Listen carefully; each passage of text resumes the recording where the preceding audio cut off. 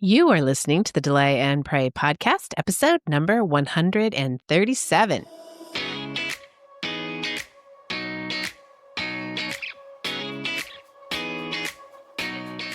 Welcome to the Delay and Pray podcast, where certified Catholic and weight loss coach Beth Bubick teaches you how to permanently lose weight through spiritual fasting. Get ready to gain faith and lose weight through a joyful transformation of both body and soul. Now, your host, Beth, the Catholic fasting coach.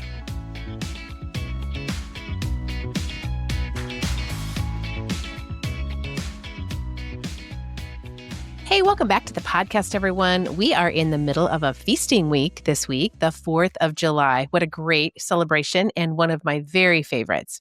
Well, on this holiday, let's remember that true freedom isn't just found in fireworks and barbecues, but in feasting on the beauty of life with a heart that is rooted in gratitude. As we gather around our tables and celebrate our nation's independence, we can also celebrate the freedom Christ gives us to enjoy food without being enslaved by it, which is the freedom of delay and pray. Feasting, when done with intention and joy, reminds us that life is good, God is gracious, and every shared meal can be a taste of heaven. So let's eat, let's laugh, and live well, not to numb ourselves, but to truly, truly rejoice in moderation.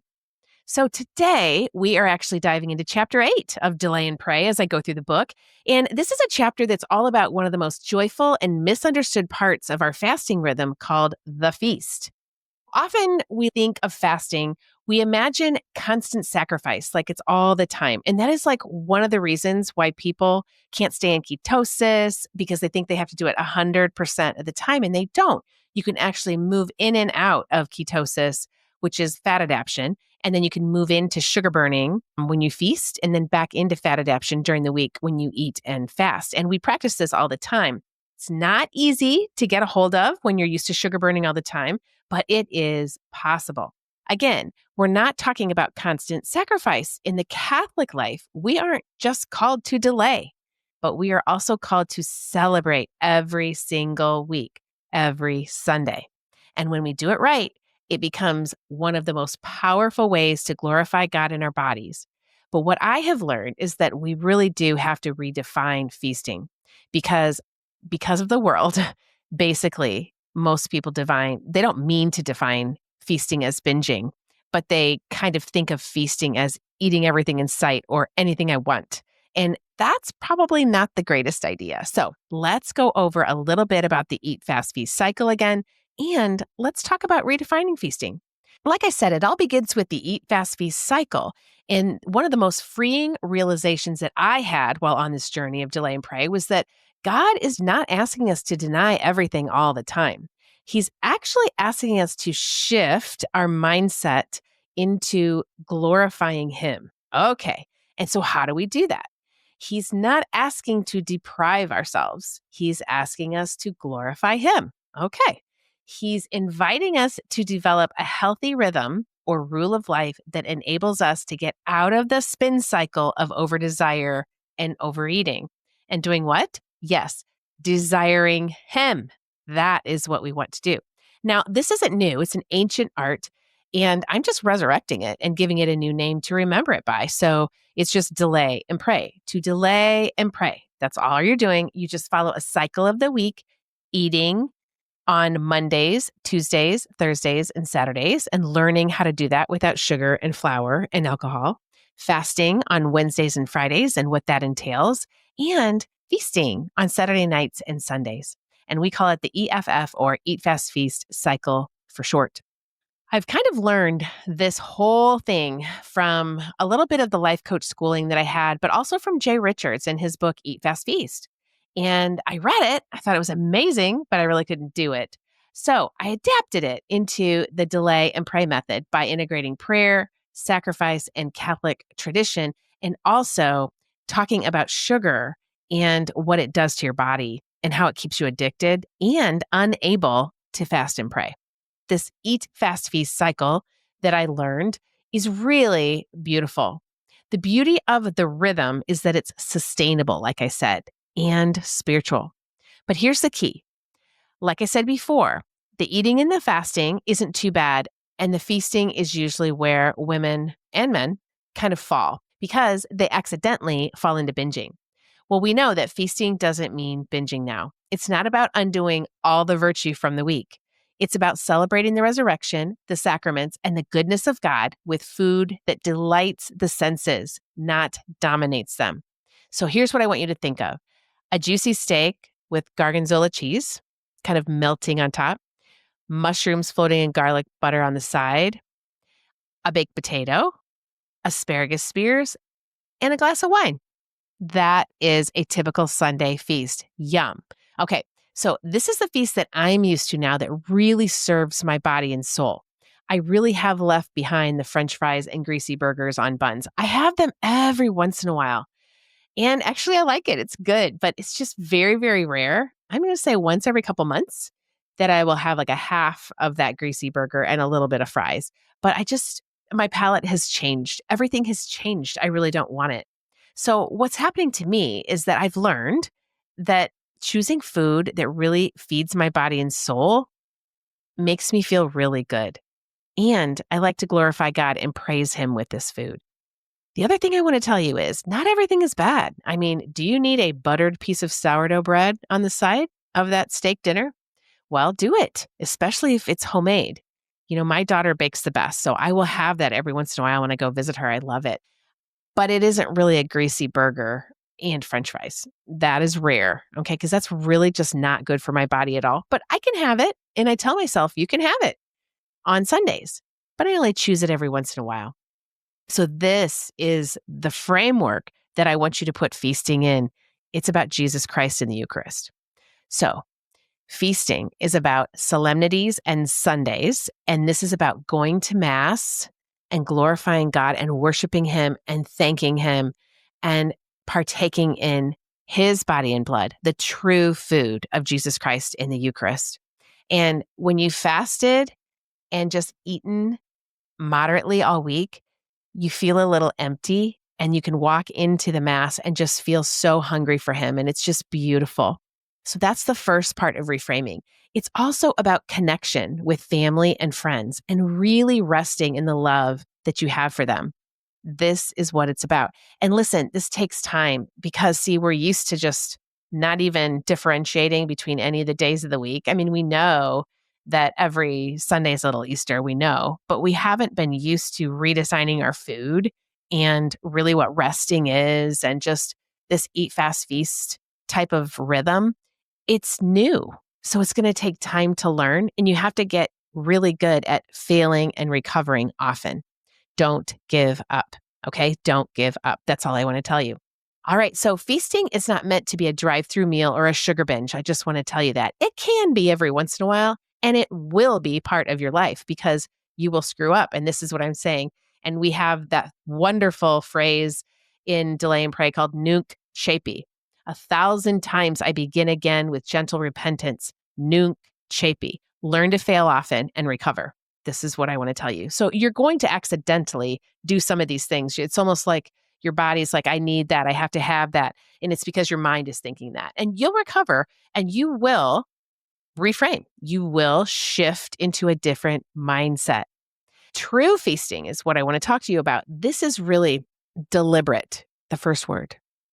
You plan it out with compassion and love. So you plan out your feasting. That steak. You have to have steak ready to go. You have to know how you're going to fix it. You have to have gorgonzola cheese. You have to have the potatoes, and you have to put them in an hour ahead of time when you're going to eat, right? So a baked potato, 425 in the oven. You have to have butter and sour cream if you like that. You got to have your vegetables, your asparagus, your green beans, your broccoli, or salad. What are you going to eat? All these great things. Okay, so be deliberate. You just can't go off the cuff. You have to actually plan it. That's really, really good when you learn to really plan out your menus and your foods. It'll help you tremendously. Then you have to think of feasting as sacramental, always. Sacramental, involving God, glorifying God with that food, and moderate. Virtue is always practiced in moderation. So even that steak, my husband and I now get a nice size steak, and he'll get a little below 2/3 and I'll have 1/3. We just are eating less steak. We don't need it as much. as our bodies get really used to really good natural whole food and the carbs that nature gives us, which would be like fruits and vegetables and things like that.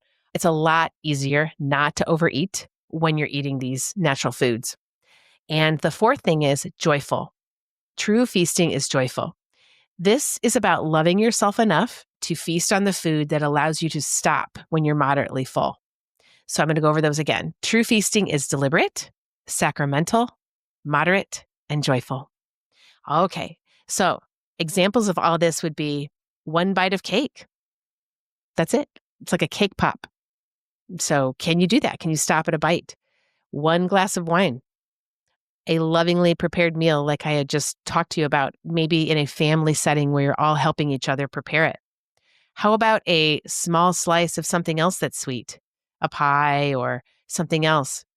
And what about berries atop a Greek yogurt bowl sprinkled with allulose, which is a type of sugar that is not going to spike your insulin? There's all kinds of things you can do. Small amounts of sugar will not spike your insulin very much, so that this is how you're going to be able to stop when you've had enough and not binge. Okay, so you don't want to eat until the food runs out. You want to leave a little bit for your guardian angel every time, even when you're feasting. So this all takes time. It takes research. It takes possibly hopping into the Delay and Pray group experience so that you can hear what everybody else is doing. You can get coached. You can figure this all out, right? But it's possible. It's possible. And it's a different way of living. And it's absolutely beautiful. Saint Bernard once said this: moderation is virtue. Every place outside of moderation is exile to the wise man. Ooh, let that sink in. What we want to do is we want to feast in moderation. We don't want to binge and send ourselves into exile. And believe me, God's not sending us there. We're sending ourselves there because we feel guilty, we feel terrible, we feel full, we feel overstuffed. And then Monday comes along and we can't even eat in moderation because our insulin has spiked so much that now we have these cravings that we have a hard time not giving into. So think of these feast days as just little Easters, okay? They're not an excuse to just eat more.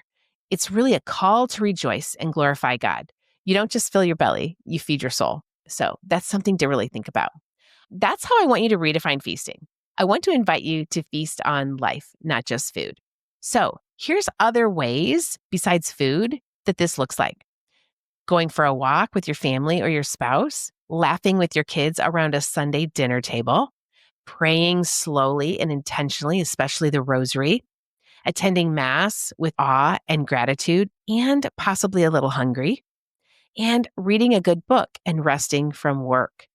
Going out in nature, just enjoying God's beautiful earth. I mean, just doing something else besides eating food. That's something that's really wonderful to do. And this is really what Sunday is for. It's a day for Eucharistic celebration, bodily nourishment, family, rest, and joy. One of my clients once told me that people had started telling her she was glowing while delaying and praying, not from weight loss, but from the Holy Spirit. Weight loss is definitely part of it. But this shift into living a eat, fast, feast cycle for God, this is what makes us glow. This is what happens when we eat, fast, feast with Christ at the center. And it's not easy. I mean, I'm not going to lie. At first, even the idea of feasting made me anxious. I was used to eating to soothe myself, drinking to relax at the end of the day, and letting food dictate my mood. And sometimes those things still creep up depending on my mood or the stress of the day, something happening in my life. I really have to check my mindset in my prayer life in order to stay on that eat, fast, feast cycle. It happens every once in a while. It's not easy, but listen, now I tie virtue to food. Back then, when I first started, I didn't tie any virtue to food. I didn't pray for prudence in choosing my meals or pray for temperance when I had a craving or when I couldn't follow a food protocol that I knew would serve me. I didn't ask my guardian angel to obtain the graces for me to fast. And now I pray to please God. So back then, I guess I was just white knuckling it. Now you can do all of these things if you can remember it. You'll be in Walmart and you'll just think, oh, that looks so good. Whatever it is. I don't know. I don't have that anymore. But like, oh, that candy looks so good when you're waiting to check out. Like, a good candy bar. Oh, yeah, maybe I'll buy that. I'm so hungry. I can't wait. Well, right then, make sure that you just ask your guardian angel really quickly. Guardian angel, obtain the graces for me to keep fasting, to wait till I get home, to have my steak and my vegetables or my chicken and my vegetables. Or maybe it's a Wednesday and you're just fasting the whole day. Please, Lord, please, guardian angel, give me the grace to keep fasting. And pretty soon it'll happen. It'll happen over and over and over again, and your prayers will be answered. So keep doing that. Don't white knuckle it. Use the spiritual realm. So I just want to remind you that fasting at the very beginning for me felt like a loss at first, because when I was learning how to do it, I fell a lot. Okay, so just know that it takes time. And then when feasting days came, sometimes I would overdo it. And then I sort of didn't trust myself. It took time. It took many weeks for me to figure out this eat, fast, feast cycle. And then, especially when I started group coaching and I was listening to all the women, when I was coaching them, I was coaching myself. And I really started over time to learn how to do it. And then I realized something really powerful. And this is like a familiar secular phrase. And that is, I can always choose my hard. So spiritual fasting is hard, but so is staying stuck. Eating that candy bar, checking out a Walmart, it's not even good. And that keeps me stuck. I would rather spiritually fast. I would rather have the craving, have the urge, and not act upon it, and train my brain not to act upon it and say a Hail Mary for someone else than eat the candy bar. That's spiritual fasting. Eating the candy bar is staying stuck. So I don't want to ignore my health, and I don't want spiritual emptiness, and I want my life to be about others. So this is what I'm doing. I am practicing spiritual fasting, and it's hard. Back then, I chose hard in the present and not later, and that changed my life. As I emptied myself physically, I made more room for patience, meekness, and love, and I stopped being hangry all the time, and I started to become holy. And that's what the Eat, Fast, Feast cycle does. That's what it teaches you. So eventually I discovered I loved life more than I loved food. And I had to redefine feasting to eliminate the cravings that came back to haunt me on Monday. I just had to do that.